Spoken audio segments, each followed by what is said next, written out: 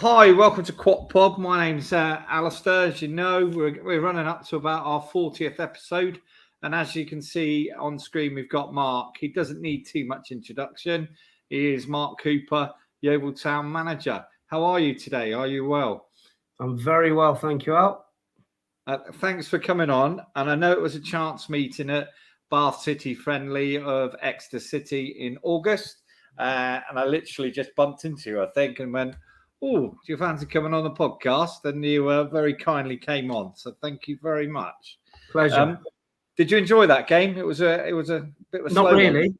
If you'd have said to me, Exeter were going to do as well as they have done after watching that game, I'd have had to query it. But fair play, they've been really good, haven't they, up until last Saturday? So hopefully that continues and they can have a really good season with down there. We're hoping that, and actually, I must admit, I drove away from that one, and that was the only friendly I went to, and I was like thinking, "Oh my goodness, what's coming up?" So, there you go. And we'll talk about Yeovil because you're doing well out down there. But there'll be probably a generation of, I would say, under 22s that might not know the big connection that you have with Exeter. So if it's all right, I was going to just explain some of the background. I know you'll understand. Right. So you've got a very famous father. And actually, I interviewed Jimmy Ball, who was Alan Ball's son, a few weeks ago. And I was going to talk to you about what's it like being the son of an England left back who went to the 1970 World Cup and a handshake with Pele. I know other people have asked you that question. We won't spend too much time on that. He probably broke the mold at the time, I think, in terms of he was a proper attacking fullback, just like we have these days. And talking to a Wolves fan I know, he turned around and he said he was one of a generation. So that's your dad. Yeah. But you, he was also Exeter manager, right? 1989-90, great season. You were a player at Exeter City, weren't you? So you played 50 games between 89 and 91. How many games did you play in the championship year? Do you remind me? No, I didn't play that many. I was a young lad, and I came from Bristol City, and they had a really established team with, they had Clive Whitehead on the left, Brian McDermott on the right, Danny Bailey and Paul Batty midfield, and it was difficult I was a sub. I was sub quite a lot. I was a young lad. Yeah. I used to come off the bench and try and nick a goal or create something late on, and so there was quite a lot of sub appearances, and I scored in that season in the FA Cup on my debut or earlier away at Maidstone. Scored a header. I scored away at Maidstone in the FA Cup. I got a start in that game. I can remember the Sunderland game in the Cup when it was 2-2. Yeah, I came on in that game and I played in the replay. So I was a bit part player, but I learned so much that year from Clive Whitehead, Brian McDermott, Sean Taylor, Danny Bailey. Those kind of players were incredible for that team. And towards the end of the season, I went on loan to Southend. And I played in the game where City got promotion, I think. So you did. I did my very best to make sure City got promoted. Yeah, because I was going to say, one of the guys that's close to the show turned around and said, random fact, he was on loan, but he played against Exeter at the park. I was horrendous. Yeah, I was horrendous. My dad had said to me, if you want your dinner tonight, you do not play well tonight. So, I made sure that the boys got promoted. Brilliant. Well, I'm sure Exeter fans didn't realise that at the time. Yeah. But can I just say I wasn't there that day because I was at university in Huddersfield, and I know you played up there. We'll sort out that later. But I have to say thank you very much. And I think you played 5 games on loan up there at Southend, didn't you? But they got promoted as well, didn't they? So you were in a promotion team. That's right. I got 2 in the season, didn't I? Yeah. So, but I can remember the park was packed every game. The big bank was rocking, wasn't it? Richard Young seemed to like every game towards the end of the season. Big Young, he used to bundle the ball over the goal line, and the atmosphere, and then it was an unbelievable time. I mean, it seemed like the city came together for those games, and it was an incredible atmosphere. And actually, it's not far off that at the moment, I'm going to say. Yeah, I saw. Obviously, I follow closely, and the big bank always is packed, isn't it? And it's a brilliant atmosphere when they're attacking that end. Yeah, and I know you've seen the 20 years, and we'll talk about that period. You also there. Sorry, a bit of history. You then went on to Birmingham City, didn't you? Now, your dad went to Birmingham City, didn't he, as manager? And I think he took you with him. And am I right in thinking he took Richard Dryden and Kevin Miller at the time? Is that right? That's right. Yeah, he. But I didn't go. I played the season after we got promoted. I played a lot of games in the following season. You did, yeah, that's right. You did. So scored quite a few goals, and then obviously Alan Ball took over. Yeah. So I started the season. I can remember scoring a really nice goal at West Brom away at the Hawthorns. Is that the 6-3? Yeah, I scored a volley in that game. I remember it. I can still remember that. Yeah. Wow. Steve Moran, those kind of players were in the team that day. So I played with, like, Alan was the manager. He was great. It was to be able to learn off a World Cup winning midfielder, and I was a midfield player. And then obviously, Exeter needed some money, and a few of us managed to get moves. And I think Sean went to Swindon. I was on the verge of going to Swindon with Sean, and that fell through. Sean Taylor, yeah? Yeah, Sean Taylor, captain. And then I managed to get a move to Birmingham. So, it was sad to leave, but to join such a big club, it was difficult to turn down. And thanks for filling in that gap, because actually I'd forgotten that you had obviously been there that year that followed. And talking of the turmoil, an Exeter fan, again, one of the researchers for the podcast, turned around and said he thinks you were at the game where the fans took over the director's box. Is that right? And at half time. Is that right? I'm not sure. I can remember. No, I don't think I was. What year? At Exeter? At Exeter, yeah. People's memories get clouded. He said you applauded the fans at the time, so you could have possibly done it. So yeah, possibly. Yeah, it was. I think we'd had such a good time, and you know what it's like. You only need to lose a few games as a manager or a player, and things turn, and it became difficult. But obviously, there was another chapter after that, wasn't there? So of course. And in terms of your chapters, you ended up having a transfer from Birmingham City, 39 appearances, 4 goals, and then you might claim more. Kevin Nicholson does. So I'm ready for that. They had a transfer to Fulham for £40,000. 1992-94. Didn't sort of come off for you by the looks of it. No. I got impatient at Birmingham. Just wanted to play, but there's a lot of good players, and when your dad's the manager, everybody knows the issues. It can be difficult.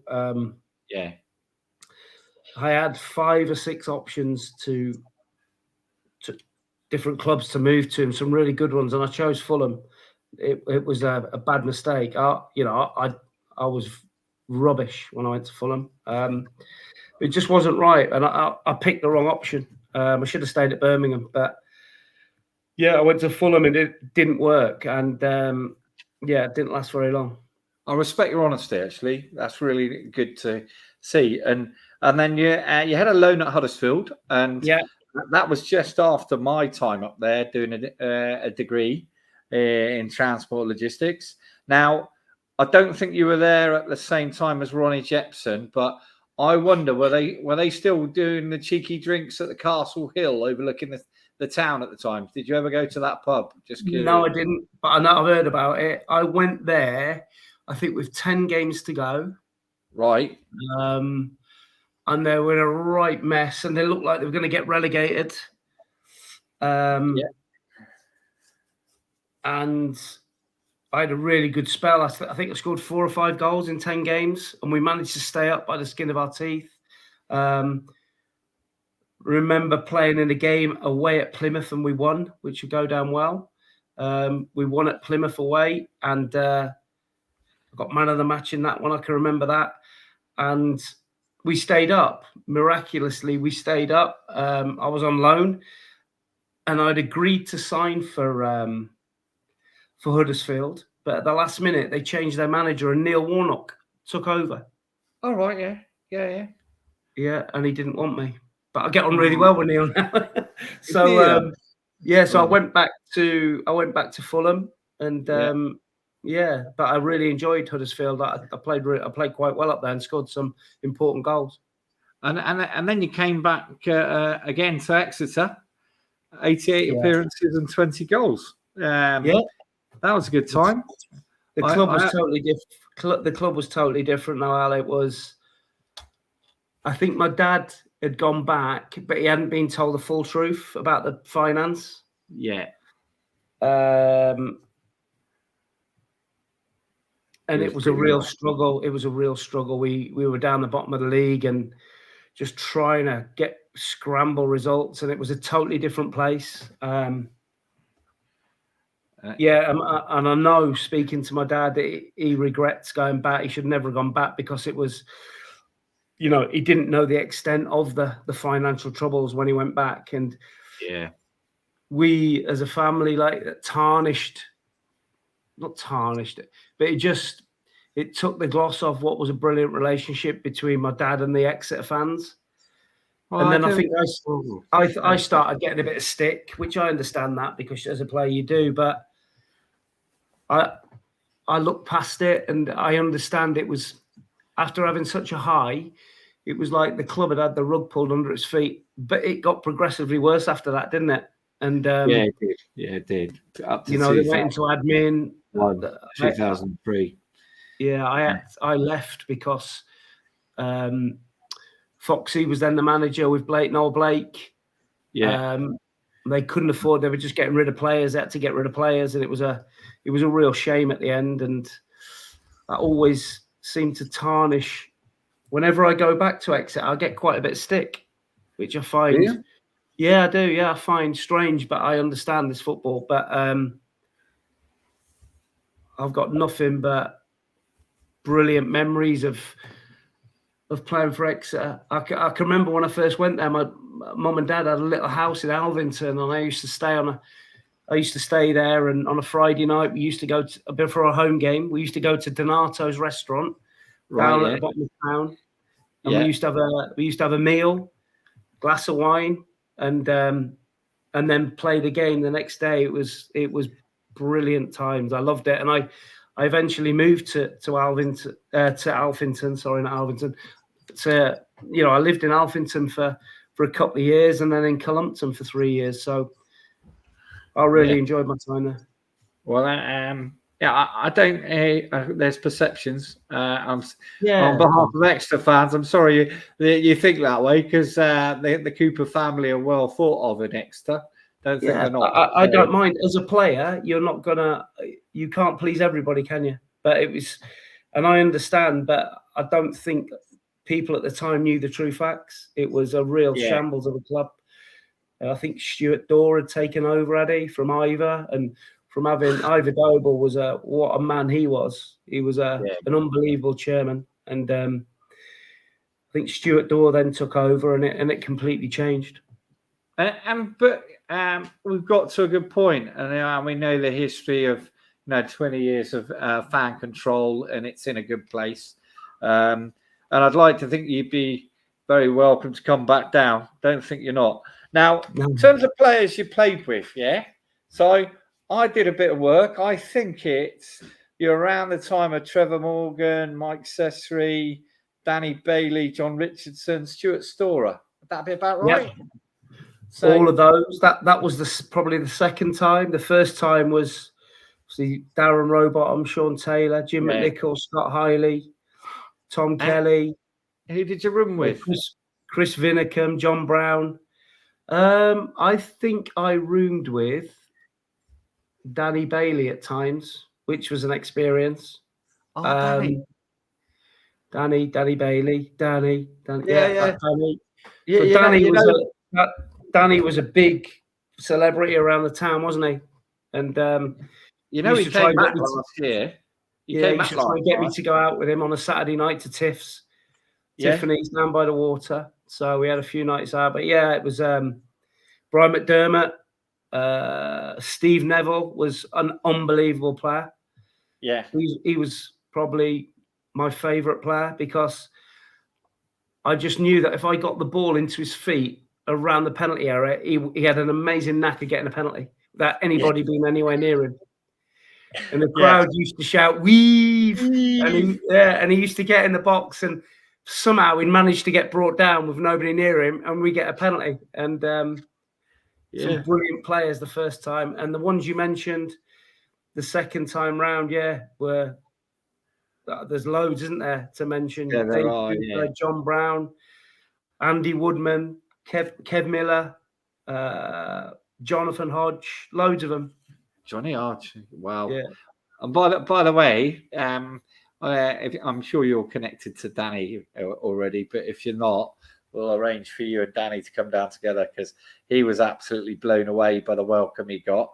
And I think you'd be a little bit surprised. So Danny was playing, I think, like really low Sunday morning football or low down in London, in Walthamstow.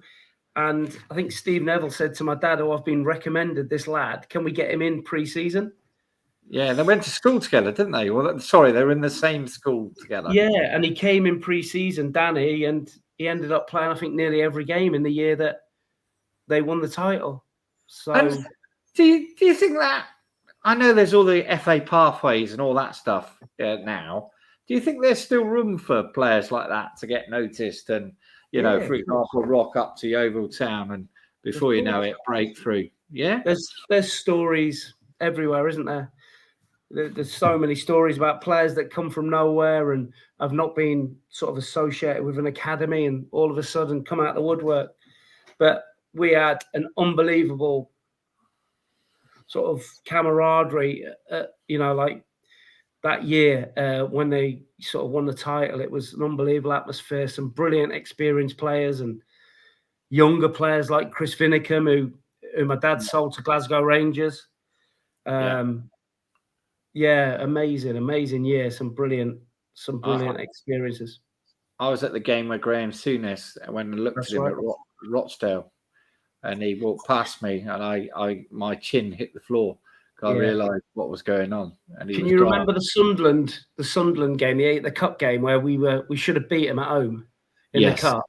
We're 2-0 up, and we drew 2-2, and I think a handful of the Sunderland fans got arrested in Exeter.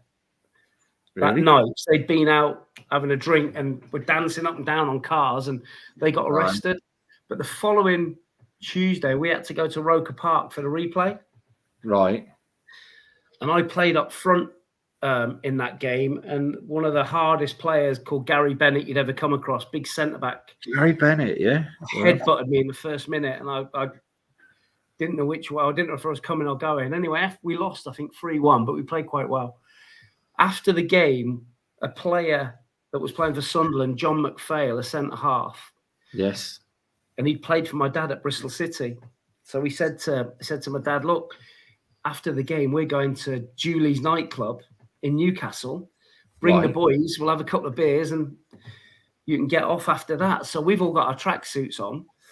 And about 11 o'clock, we all turn up with Murray Couch, Ivor Doble, all the directors, Mike Halliday. We turn up to Julie's nightclub in Newcastle. Yeah. I think we left Julie's nightclub at 3 o'clock in the morning. Right. To drive back from Newcastle to Exeter. So bear in mind there was no mobile phones there. Yes. So obviously the wives, a lot of the group got dropped off at Gordano on the M5. So Yeah. I think the partners were supposed to pick him up about 2:00, but we didn't get there till about 6 or 7 o'clock. I think there was about 3 or 4 divorces after that game. Really? Oh dear. It was incredible times. Incredible. Yeah. And did you know the history of us beating Newcastle 4-0 when you were going out? Because we're not the most popular football club. Obviously, I know about the game, and was that with Martin Rodgers and people like that playing? That's right. Yeah. Tony Kelly. But Kells, bless him. John Delvey played. Delvey played, yeah. And it's an interview on the QOTPOD if you want to listen to it at some point. Yeah, great. I mean, they were always about town when I lived down there. So great lads. But we had, like I say, all the old boys used to be involved. Kells used to go out for a pint with Kells. It was brilliant times. And I look at your career, right? And you're a bit like Danny Bailey in the nicest way. Yeah, and it's going to sound wrong. You've been about a bit. And I always like that in terms of a player who's prepared to play. And, so Hartlepool, Macclesfield, Leyton Orient, Rushden and Diamonds, Huddersfield Town, Forest Green Rovers, 104 games at Tamworth, Hinckley, Kettering. Player manager at Tamworth. You were you player manager there? Oh, okay. Yeah, that's where I started my career. But going back to what you said about, I could have sat at a club and picked my money up and not played, but I was desperate to play on a Saturday. Yeah. I just wanted to go and play. I used to get really impatient, and if I wasn't playing or wasn't in anyone's plans, I just wanted to go and play. Yeah. And as a manager now, and you've got that sort of player in front of you, and he's maybe not in your plans. No, this is hypothetical. Do you say, look, I know how you feel. How do you deal with it?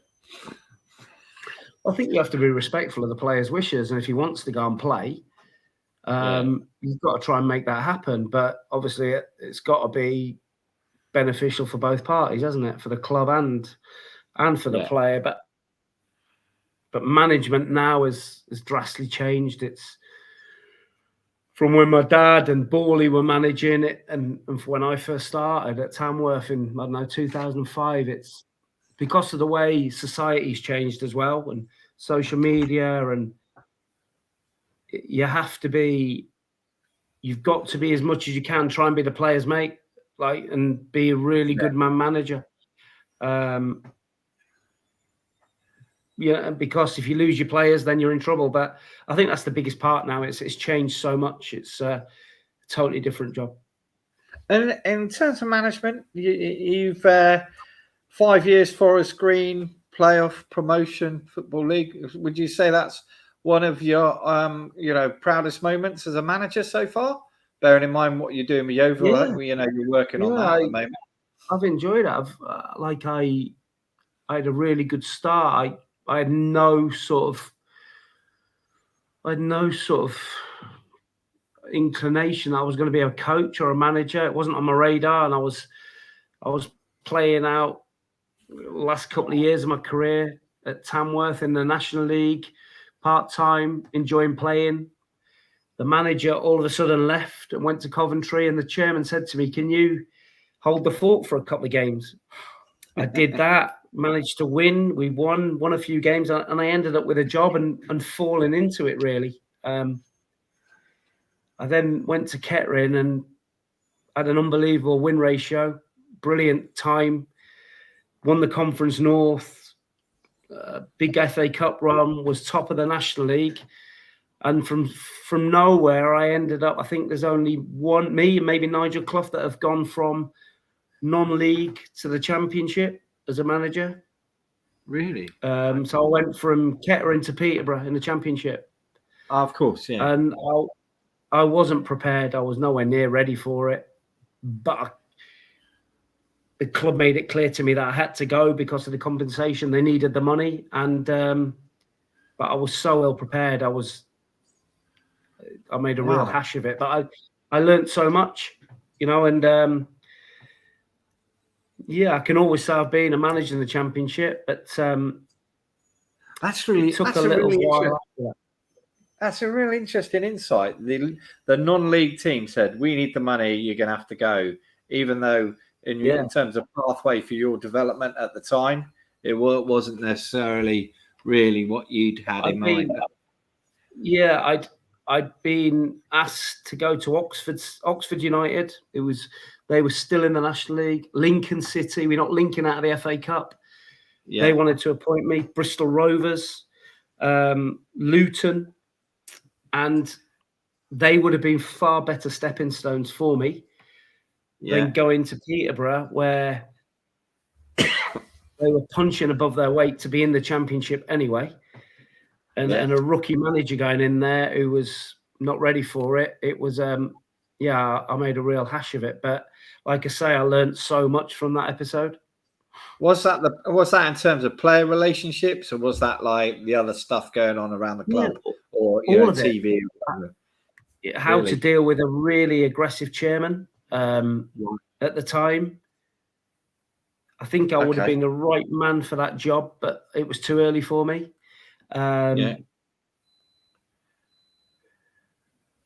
Players that had a Darren Ferguson had been a manager for a few years, got them 2 or 3 promotions. They were really close to him. I came in from Kettering, and they're like, "Who is this kid?"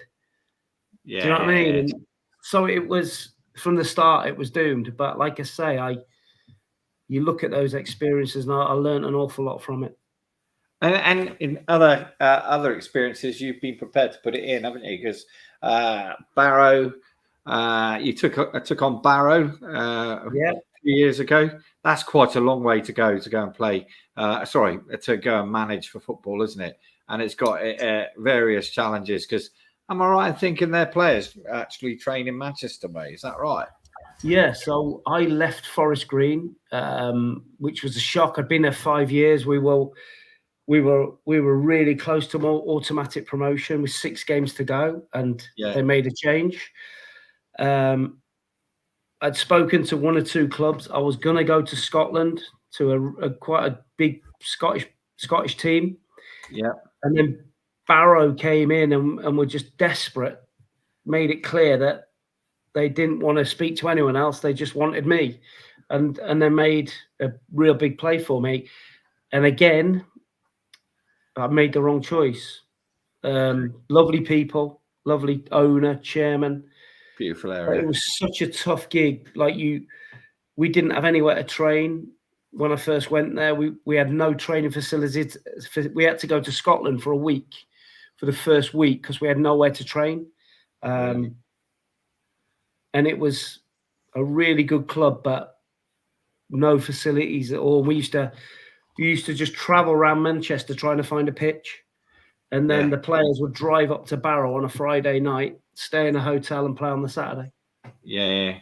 Wow. And I'm jumped ahead. I want to ask you about Yeovil, but you've triggered something in my head. So in terms of Exeter now, and they had the old training ground that the old hut. Cat and Fiddle, the Cat and Fiddle hut, the Cub Scout hut, as I like to call it.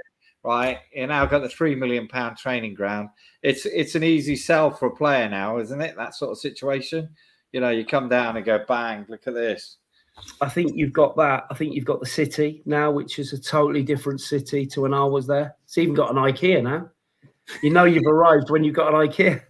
So my assistant manager is Chris Todd at Yeovil. Obviously, he's a proper Exeter boy, and a player, and did well at Exeter, and he still lives in Columpton, and he said we've even got an IKEA now. So when I was there, it was a sleepy old town, and but now you've got a really vibrant city. You've got a vibrant fan base, big crowds. You've got the training ground. You've got the seaside. What's not to like? And I think it's a lot easier now to attract players to come down there. And talking of players, I'm going to segue back into Yeovil Town. So I think you've got, is it Jake Wannell? And you've got Jake Wannell, and you've got Alex Fisher. How's he getting on? Is he? We all know about his his leg break, the incident. There's been the interview about him. It's a long road for him. Yeah. How's he doing? He's doing all right. Yeah, I think he's we're aiming for around Christmas time. Really? It was a real bad one. But he's had the screws and everything out, and he's now the long road back. But he's on the downward slope now. So he's a great, lovely boy. So he's not got the metal frame on his leg anymore? That's gone. That's gone now. That's Wow. gone, thank goodness. Yeah. So he's on the homeward straight now. Does that mean he's on the grass? He's not doing contact yet, I guess? No, not quite yet. He's still strengthening, and he's got a couple more weeks offloading. But come Christmas, he should be close and strong. Do you know what, Exeter fans really like to see that, because he's one of us, if you know what I mean. He's a great lad. He's a great guy. And as are you. Got your own son, I think, playing for you, Charlie. Is he still there? Again, it's how things come around. He's a midfield player. He's done really well, in my opinion, at Yeovil. It's always a difficult one, isn't it? But he's done well, and so he plays most weeks, and he's a calming influence in the middle of the pitch. He's a better footballer than I was, but he's not got as much firepower near the goal as me. Yeah, you haven't sold him that, have you? I'm sure. No, unfortunately not. Yeah, cool. Right, now, in terms of Yeovil, 9 games in, 17 points. The last 3 games unbeaten, going pretty well at the moment, isn't it? Early doors. Yeah, obviously we're second favourites to win the league with our friends down the road at Torquay. Put a new squad together, new team. So it's taken us a little bit of time to gel. We're not there yet, but we're finding a way to get some results, and we've scored an awful lot of late goals, which stands us in good stead. But I'm pretty sure the longer we go, the better we'll get. So if we can stay up and around it, then I think we'll have a good season. And FA Cup, I have looked at the research, and by the way, I know the answer to this a little bit, I think, because we had a chat just before the interview. So you've got a banana skin this weekend, haven't you? It's AFC Stoneham, and you're at home, and they're from Eastleigh, Hampshire. Yeah? Bit of a tricky tie for you, I think. Dreading it. I've been on the other side of it loads of times. I know exactly what their manager will be saying. Keep the crowd quiet. Get the crowd to turn on them, make it difficult. Don't concede early.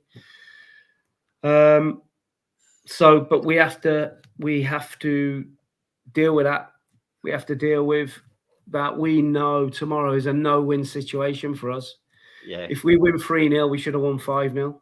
And without revealing too much on their tactics, it must have been a hard job to get any information about them, I guess.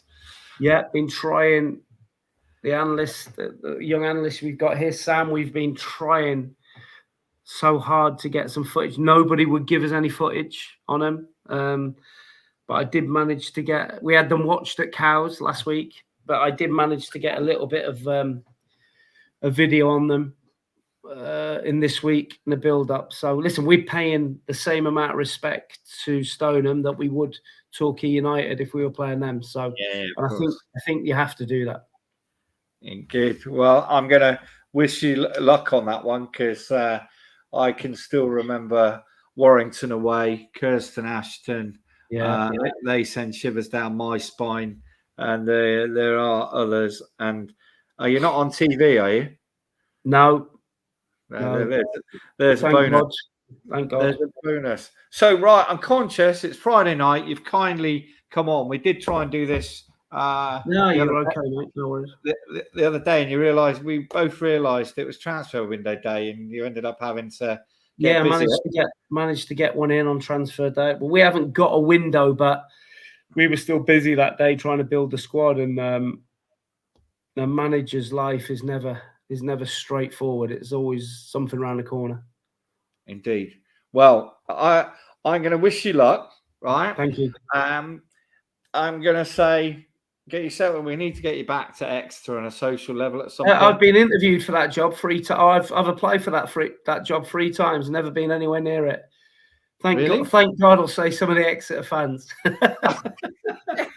Well, but they've got a really good manager and a really good coach. I think they're in good hands, and that you got to say over the last few years they made some really good choices, haven't they? With Matty, Taylor, obviously. That before that, Tiz was such a good person for the club, and now they're in good hands. So good luck to them. Well, and I obviously with Kev Miller there was a connection there. So we had pre-season we had a bit of a reunion in.